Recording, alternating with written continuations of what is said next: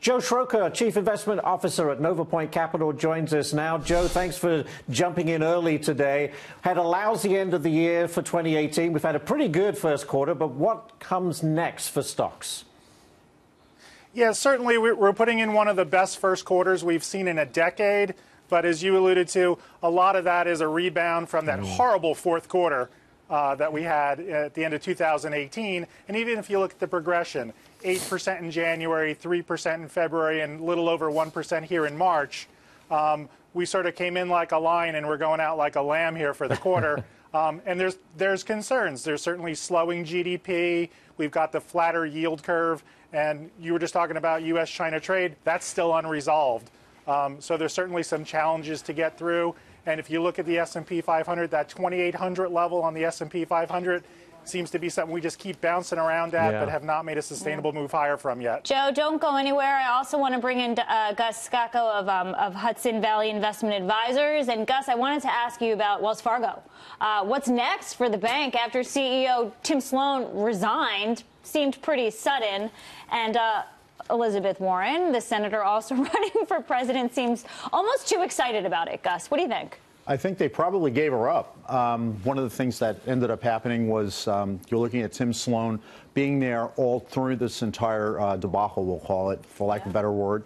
You've brought in a new chairman. That person is former Fed governor, Duke, and they've cleaned house in terms of the board. So now we're looking at the next level. And I think that the OCC has come in. They've said that they haven't been happy with what's been going on.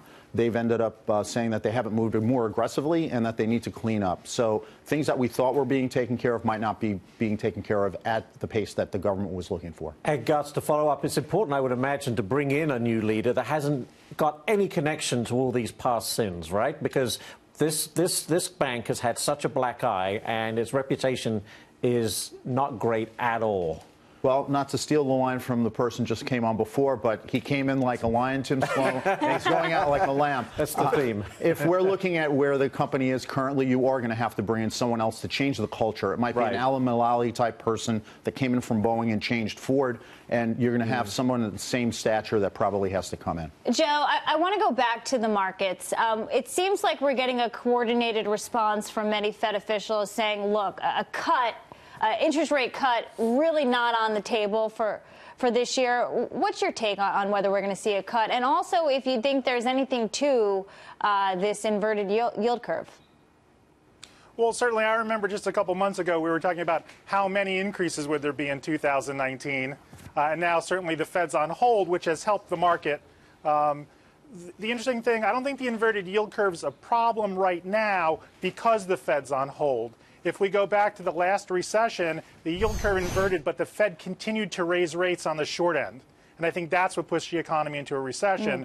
With the Fed on hold, I think that at least gives us some comfort in the near term. And if economic conditions worsen, they can always cut. But I don't think anything's on the table right now.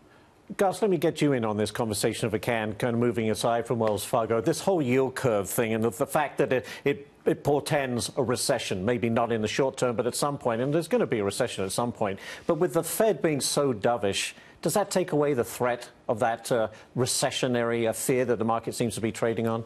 Even if you do get a negative yield curve, it has to be for an extended period. That's what studies have shown. So I think right now, if I'm looking at the economics of the U.S., we're probably the best player right now on a world stage, and I think that things are actually doing better than people envision. You'll see probably an improvement over the next couple of months based on leading economic indicators. So I wouldn't be worried at this point in time. If this were to go on for an extended period in terms of a negative yield curve, then 10, 11 months, that's when you start seeing problems. And the markets generally do well during this period.